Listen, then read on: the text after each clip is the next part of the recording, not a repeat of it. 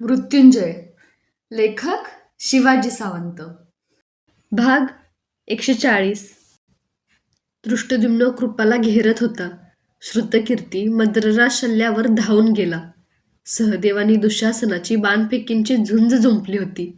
दुर्योधनानं मगराचं केंद्रस्थान सोडून आपला रथ सरळ युधिष्ठिरापर्यंत आणताच युधिष्ठिराच्या संरक्षणासाठी मी अर्जुनाचा रथ त्याच्या जवळ नेऊन भिडविला. सूर्य वर चढू लागला तसतसे धुळीचे लोळ आकाशमंडलाला झाकाळून टाकू लागले. हत्तींच्या एकलग चित्कारांनी शस्त्रांचे खणखणाटही ऐकू येईनासे झाले. अर्जुन कुठंच दृष्टीला पडत नाही हे पाहून खवळलेल्या कर्णानं पांचाल व मत्स्य यांची पथकं आपल्या जैत्र रथाखाली सरळ रगडून टाकली. जसजसा सूर्य क्षितिजापासून वरवर सरकत होता तसतसा त्याचा रथ अधिकच गतिमान होत होता. कधी शूल, कधी तोमर, कधी गदा यांचे हात बदलताना तो कानांच्या पाळ्यांवर घामाचे बिंदू निपटण्यासाठीच तेवढा एक लवभर काय ते थांबत होता. सूर्य माथ्यावर आला आणि भीमानं क्षेमधूर्ती या समर्थ योद्ध्याला रथावरून खाली कोसळविला. संशप्तकाशी भिडलेल्या अर्जुनानं दंड व दंडधार या राजांना कंठस्नान घातलं म्हणून अश्वत्थाम्यानं चवताळून त्याच्यावर झेप घेतली. ज्या पांचाल पथकात कर्ण घुसला होता तिथं सरळ सरळ संकुल युद्धाला सुरुवात झाली होती. समोर दिसेल त्याला पक्ष विचारून लढण्याचं आव्हान देत प्रत्येक योद्धा तिथं युद्धाची मदिरा अंगी भिनल्यासारखा भानरहित झाला होता. मत्स्य आणि पांचाल यांचे वीर पथक प्रमुख कर्णासमोर धडाधड कोसळत आहेत हे पाहून त्याला बांध घालण्यासाठी मी माझ्या पांचजन्य शंखातून विशिष्ट स्वरातील सांकेतिक बोल काढून नकुलाला पुन्हा पुन्हा सांगत होतो, नकुल, नकुल, कर्णाकडे रथ वळव. माझा संकेत नकुलाला त्या घनघोर धुमचक्रीत अर्ध्या घटकेनंतर कसा तरी समजला. 2 प्रहर टळत असताना त्यानं आपलं सैन्यदल आपल्या मागं घेत मत्स्यांच्या पथकात प्रवेश केला आणि पुढं होत सरळ कर्णाला अंगावर घेतलं. पण त्यानं अंगावर घेतलेला सेनानायक म्हणजे शीतल पाण्याचा प्रपात नव्हता, तो होता विजेचा लोळ. तो नकुलाची बाण सहज परतवीत त्याला पुन्हा पुन्हा विरत करून हसत हसत त्याची त्रेधा पाहू लागला. शेवटी आपला उंच रथ त्याच्या रथाजवळ भिडविताना निशस्त्र केलेल्या नकुलाला तो म्हणाला, जा, आपल्या ज्येष्ठ बंधूला त्या अर्जुनाला माझ्यासमोर पाठवून दे, त्यासाठीच तुला हे जीवनदान देतो आहे. लज्जित नकुल मान खाली घालून त्याच्या समोरून परतला तेव्हा त्याला स्वतःलाच माहीत नव्हतं की त्याच्या माद्री मातेनं पतीसह सती जाताना कुंती देवींच्या हाती दिलेलं त्याचं जीवनपुष्प तो पहिला कौंतेय ज्येष्ठ बंधू या नात्यानं जतन करतो आहे. राजमाता कुंती देवीला दिलेलं वचन, सर्वांगातील रक्तकण युद्धाच्या सर्व ग्राही वनव्यात पेटून राख व्हायची वेळ आली होती तरीही तो राधेय निष्ठेनं पार पाडित होता. संध्याकाळच्या वेळी युधिष्ठिरपुत्र प्रतिविंध्य यानं चित्रराजाला कंठस्नान घातलं. संध्याकाळची तिरपी सौम्य किरणं कुरुक्षेत्राभोवती उंच वृक्षांच्या लांबट पडछाया पसरवित असतानाच मी अर्जुनाचा नंदीघोष रथ पहिल्यानंच कर्णाच्या उंच जैत्र रथासमोर आणला. एकमेकांना समोर पाहताच ते भयानक बिथरले. वाऱ्याला पाहून वणवा खवळतो तशा त्या दोघांच्या मुद्रा संतप्त झाल्या. ते दोघेही कितीतरी मोठ्यानं एकमेकांवर ओरडले. त्यांच्या आरोळ्यांनी गांगरलेल्या अवतीभोवतीचे हत्ती सुद्धा देहधर्म करू लागले. एकमेकांचा वेध घेत त्यांनी आपापल्या अवजड धनुष्यांतून बाणांची अशी अनवरत फेक केली की क्षणात आकाश मृगातील मेघांनी झाकाळून टाकावं तसं त्यांनी आकाश झाकाळून टाकलं. एक घटकाभर त्यांचे अमोघ वेगवान नादमय बाण भयानकपणे एकमेकांशी टक्करले. त्यांच्या लोखंडी अग्रांतून ठिणग्याच ठिणग्या उफाळत होत्या. रात्र होण्यापूर्वीच संध्यासमय असूनही त्या ठिणग्यांनी कर्णाचा सारथी सत्यसेन पोळून काढला. अर्जुनाच्या बाणांनी तो मृत झाला. कर्णार्जुनांनी बाणफेकीनं झाकाळून टाकलेलं त्या दिवशीचं कुरुक्षेत्रावर छत्रचामर ढाळणारा आकाश पुन्हा निवळलंच नाही. कारण रात्रीच्या मायावी योद्ध्यानं अंधाराच्या काळ्या किरणांचे बाण फेकून त्याचे बाणही क्षणात झाकाळून टाकले. युद्धद्वितीयेचा बिकट असा 16वा दिवस कसा तरी संपला. रात्र घनदाट अंधाराची अथांग आवरणं कुरुक्षेत्राभोवती लपेटू लागली. सगळीकडे काळाकुट्ट अंधार होता.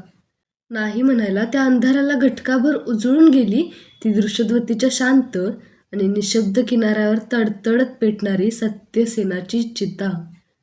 सत्यसेन हा केवळ कर्णाच्या रथाचे वेग वागविणारा सारथी नव्हता, केवळ पत्नीचा बंधू नव्हता, नुसता कुरूंचा एकनिष्ठ सेवक नव्हता, तर कर्णाच्या राजकीय जीवनात अनिवार्य परिस्थितीमुळे धोक्यात आणणाऱ्या अनेक समर प्रसंगाच्या वेळी त्याला सावधानतेचे संकेत करणारा चौघडा होता, डोळस हित करता होता. म्हणूनच स्वतःला हरवून तो सत्यसेनाच्या चितेकडे पाहत एकाकी होऊन दृश्यध्वतीच्या काठी बसला होता. अंधाराच्या काळ्याकुट्ट हत्तीला एकलग चाटणाऱ्या सत्यसेनाच्या चितेतील पिवळसर अग्निज्वाला पाहताना त्याला प्रत्येक ज्वालेत सत्यसेनच दिसत होता. अपरात्री खांद्यावर घडा घेऊन गंगेच्या नीरव काठी गाठ पडलेला, कवचकुंडल दान करून अनेक मर्मभेदी अभिशापांची मरणप्राय अवजड गाठोडी पाठीशी मारून वचनांचं मुक्त दान करीत साक्षात तेजाची खाण असूनही केवळ अतिसामान्य जीनसाहत जगत तो येथवर आला होता. हाती राखलेली शेवटची निर्वाणीची वैजयन शक्तीही घटोत्कचावर फेकून तो आता पुरता रिकामा झाला होता, एकाकी झाला होता. पण या एकाकीपणातही त्याच्या उभारीच्या जातिवंत वीर मनाची साधना आणि सूर्यराधना यांनी उजळून निघालेल्या दिव्य आत्मिक तेजाची एक अजोड आणि अशरण उर्मी त्याला सतत धैर्य देत आली होती. ही उर्मी हेच त्याचं संपूर्ण जीवन होतं.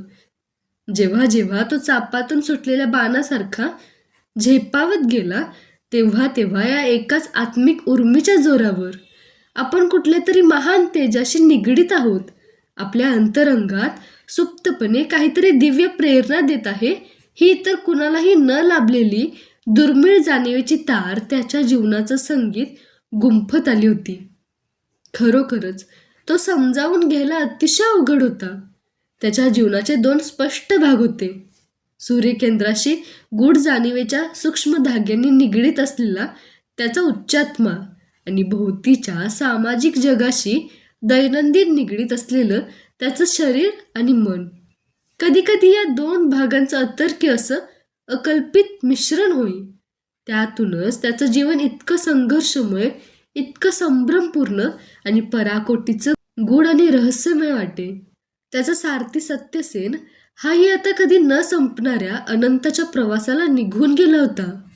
त्याला पूर्ण माहीत होतं की महारथ्याचं अर्धाधिक यश हे त्याच्या कुशल सारथ्यावरच अवलंबून असतं. तो नेईल तीच त्याची दिशा असते, तीच गती असते.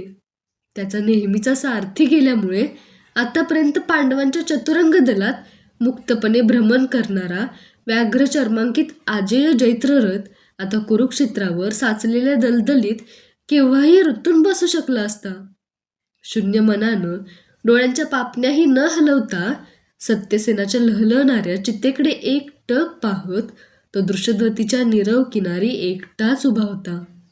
ग्लानी आल्यासारखा, बधीर, आत्मविस्मृत की की इंद्रियातीत झाल्यासारखा, आपण होऊन क्षितिजाच्या सर्व धुसर कडा छेदून पार गेल्यासारखा. माझ्याशिवाय ते कुणालाच कळू शकत नव्हतं.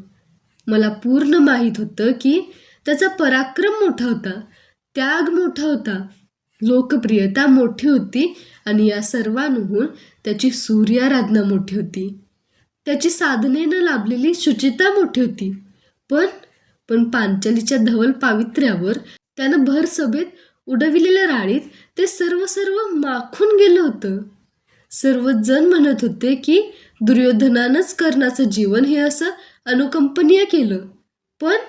पण कुणालाही माहीत नव्हतं की पांचालीमुळेच त्याचं जीवन खऱ्या अर्थानं अनुकंपनीय झालं होतं. मानवतेचा अवमान एक वेळ क्षम्य ठरू शकतो, पण ज्या स्त्रीच्या कुशीतून मानवता जन्म घेते त्या स्त्रीत्वाचा एवढा निर्घुण अवमान कधीच क्षम्य नसतो. ज्या समाजात आणि राष्ट्रात स्त्रीत्व लज्जित होतं, तो समाज आणि ते राष्ट्र विनाशाच्या खोल गर्तेच्या काठावर आपसूक जाऊ शकतं. तरीही त्याच्या विक्रमाचं भय पांडव सेनेला आहे, हेही मला ज्ञात होतं. कारण पांचालीच्या स्त्रीत्वाचा त्यानं केलेला अपमान राजमाता कुंती देवीच्या स्त्रीत्वाचा गौरव करून त्यानं काहीसा धुवून टाकला होता. कुंतीशी असलेलं स्वतःचं नातं त्यानं जगाला जर उघड करून सांगितलं असतं तर पांडव कौरवांविरुद्ध उभेच राहू शकले नसते. अगदी पांचालीच्या विटंबनेचा सूड घेण्यासाठी म्हणून सुद्धा ते कौरवांवर उठू शकले नसते. स्वतःच्या पुत्राचा जन्मतःच अश्वनदीत त्याग करणाऱ्या त्या मातेच्या लौकिकाचा ती वैभवाच्या शिखरावर असताना खरा जर कोणी सांभाळ केला असेल तर तो कर्णानं, आणि तोही स्वतःची सर्व प्रकारची शारीरिक, मानसिक आणि आत्मिक कोंडी पत्करून. भरसभेत पांचालीची विटंबना करून ओढवून घेतलेलं पाप त्यानं कुंतीसारख्या महान स्त्रीचा गौरव या प्रकारे राखून अंशतः तरी धुवून काढलं नव्हतं काय? पांचालीच्या पातिव्रत्याची अक्षम्य मानखंडना आपल्याकडून झाली आहे याची जाणीव कर्णानं स्वतःच्या दिव्यात्म्याशी जीवनभर सतत वागविली होती. माझ्याजवळच त्यानं पांचालीसाठी आवर्जून निरोप दिला होता. शक्य असल्यास मला क्षमा कर म्हणावं. हिरणमयीनं सांगितलेली पांचालीची कर्णाबद्दलची मोहकामना आणि 2-2 महिन्यांची 6 जणांची वाटणी त्यानं वृषालीच्या तोंडून ऐकली नव्हती काय? तरीही तो कौरवांच्या पक्षाकडून समजून उमजून समरांगणात उतरला होता. प्राणाचं मोल देणार होता. एका अर्थानं हा पांचालीचा विशेष प्रकारचा गौरव नव्हता काय? आणि म्हणूनच मी जाणून होतो की अशा या कर्णाचं शौर्य पांडवांना या स्थितीतही भीतीदायक होतं. काहीसा निर्धार करून कर्ण पाषाणावरून उठला. अंधारातून न दिसणाऱ्या पूर्व क्षितिजाकडे त्यानं उगाच लवभर एकटक पाहिलं. एक दीर्घ निश्वास सोडून तो आपल्या शिबिराकडे शांतपणे निद्राधीन होण्यासाठी वळला. इतक्यात दादा अशी एक हृदय थरकवणारी आर्त किंकाळी दृषद्वतीच्या पात्रासह सभोवतीच्या सघन अंधाराला चराचर चिरत गेली. ती ऐकून सत्यसेनाच्या चितेतील ज्वालासुद्धा क्षणकाल थरथरल्या. ती वृषाली होती, सत्यसेनाची बहीण, कर्णाची पत्नी. सत्यसेन पडल्याची वार्ता अश्वसात पाठवून अश्वत्थाम्यानं तिला हस्तिनापुरात कळविली होती. ती ऐकताच कुणाचीही वाट न पाहता सारथ्य कर्मात निपुण असलेली ती सारथी स्त्री आपल्या बंधूच्या अंत्यदर्शनासाठी बांध फुटलेल्या नदीसारखी स्वतःच रथ घेऊन सुसाटपणे हस्तिनापुराहून निघाली होती. अंगावरचं वस्त्र पेटल्यासारखी ती सत्यसेनाच्या पेटत्या चितेकडे सुसाट धावत होती. तिला न पाहताही तिच्या केवळ किंकाळीवरूनच तिला सहज ओळखलेल्या कर्णाचं स्मृतीचं सरोवर एकदम उसळलं गेलं असावं. एकच एक विचाराचा भोवरा त्याच्या मस्तकात आवर्त घेत भ्रमण करीत असावा. सुतपुत्र, सुतपुत्र. त्याचा अबोल अचलपणा, निशब्द निस्तब्धपणा सर्व तिला पाहताच क्षणात कुठच्या कुठं दूर पळालं. आवेगानं पुढं होत सुसाट धावणाऱ्या आपल्या भानरहित प्रिय पत्नीला त्यानं आपल्या भक्कम बाहूंच्या बळकट कवेत घेतलं. कितीतरी विविध भावनांची थरथर त्या मिठीत सामावली होती. अंगराज असं म्हणत ती आपलं कुंभासारखं गोल मुख त्याच्या विशाल छातीवर थडाथड आपटू लागली. खऱ्या अर्थानं ती कर्णपत्नी होती, कुटुंबवत्सल होती, प्रेमळ होती, इतरांसाठी तळमळणारी होती, त्यागी होती. श्रमश्रांत झालेलं मस्तक तिनं त्याच्या विशाल छातीवर विसावलं. त्यांचं ते विचित्र मानसिक अवस्थेतील गाढ आलिंगन पाहायला भोवतीच्या काळ्याकुट्ट अंधारालाही डोळे फुटले होते. दृषद्वतीच्या संथ लाटाही उसळत होत्या. कुरुक्षेत्राचं समरांगण सजग होत होतं. तरी तो मात्र काहीच बोलत नव्हता. तिच्या टपोऱ्या डोळ्यांतून पाझरणारी अश्रूंची संततधार त्याच्या थंड पडलेल्या, शांत झालेल्या, क्षितिजावर गेलेल्या मनाला पुन्हा पुन्हा पेटवीत होती. चितेच्या ज्वालांत क्षणकाल तळपून पुन्हा अदृश्य होणारे त्या दोघांचे गदेच्या शिरोभागासारखे गोलच गोल चेहरे एकच एक झाले होते. एकमेकांत विरून गेले होते, लय पावले होते, एकरूप झाले होते. त्याच्या थडाथड उडणाऱ्या रक्तमय धमन्यांचं स्पंदन तिला अबोध सांत्वन देत असावं. उद्या एकतर अर्जुन या सर्वोदार कुरुक्षेत्राला कायमचा कवटाळील, नाहीतर तुझा पती सूर्यबिंबाचा सुयोग्य सन्मार्ग स्वीकारील. जीवनभराची निर्लोप साथ देणाऱ्या आपल्या प्रिय पत्नीला आपल्या जैत्ररथात बसवून त्यानं स्वतः हस्तिनापुरातील कुरूंच्या राजकक्षावर पोहोचतं केलं.